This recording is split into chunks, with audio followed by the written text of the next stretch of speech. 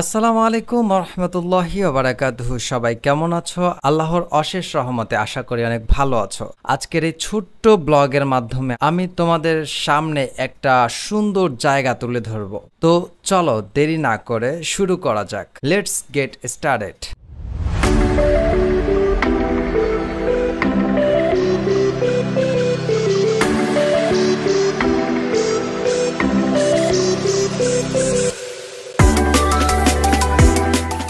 ঢাকার ব্যস্ত জীবনের মধ্যে হাতিরঝিল যেন এক টুকরো স্বপ্নের মতো। প্রাকৃতিক সৌন্দর্যময় ভরপুর এই জায়গাটি। নির্জন জলরাশির ওপর ভেসে থাকা স্নিগ্ধ বাতাস, চারপাশে আলোকসজ্জিত ব্রিজ আর রাস্তা, সব মিলিয়ে হাতিরঝিল একটা ঢাকার প্রাণের স্পন্দন। দিনের আলোয় হাতিরঝিল যেন একরকম আর রাতের আলোয় যেন আরেক রকম জাদু ছড়ায়।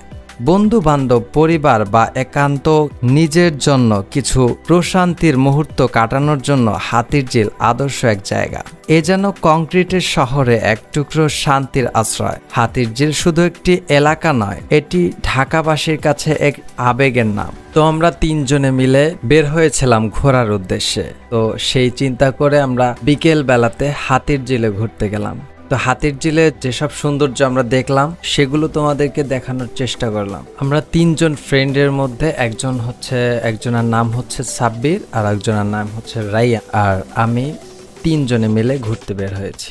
তো ভিডিও আমি করতেছিলাম তাই আমাকে দেখা যাচ্ছিল না, তাই আমি ব্যাক ক্যামেরা দিয়ে আমাকে দেখানোর চেষ্টা করলাম। তারপর কিছুক্ষণ হাঁটার পরে পথে দেখলাম যে চা নিয়ে আসলো। তো সচরাচর বাইরে চা এইভাবে খাওয়া হয় না, কিন্তু হাতিরঝিলের পরিবেশের সাথে তাল মিলিয়ে চাটা নিলাম, খুবই ভালো লাগলো। তোমরাই বলো এইভাবে লেকের সাইডে বসে চা খাওয়াটার অনুভূতিটা কেমন হতে পারে। তো চা খাওয়া শেষ করে আমরা সামনের দিকে এগিয়ে যেতে থাকলাম এবং সামনের সৌন্দর্যগুলো উপভোগ করতে থাকলাম। সামনেই দেখতে পাচ্ছেন যে কি সুন্দর সিঁড়ি দেয়া আছে, আর এখানে দেখতে পাচ্ছেন যে আমাদের মিস্টার ডগ সারাদিন পরিশ্রম করে, সারাদিন খাটাখাটনি করে এই হাতিরঝিলে এসে সুন্দর মনোরম পরিবেশের মধ্যে সে বিশ্রাম করতেছে। তো এই সুন্দর পরিবেশের মধ্যে হঠাৎ করে কিছু আদর্শবান ছেলেরা একটা গাছ থেকে আম চুরি করছে, অর্থাৎ পেড়ে খাচ্ছে। এটা দেখে ভালোই লাগলো, পরিবেশের সাথে তাল মিলিয়ে তারাও কাজ করতেছে, এটা ভালো। তো আমার ফ্রেন্ড রাইয়ান চেষ্টা করতেছে পরিবেশের সাথে একটা সুন্দর স্লো মোশন ভিডিও শুট নেওয়ার জন্য। তো সামনে দেখতে পাচ্ছ সুন্দর একটা রেস্টুরেন্ট। আসলে এটা এমন সিস্টেমে তৈরি করা হয়েছে মনে হবে যেন একটা যাত্রীবাহী লঞ্চ, এরকম সিস্টেম করে এটা তৈরি করা হয়েছে।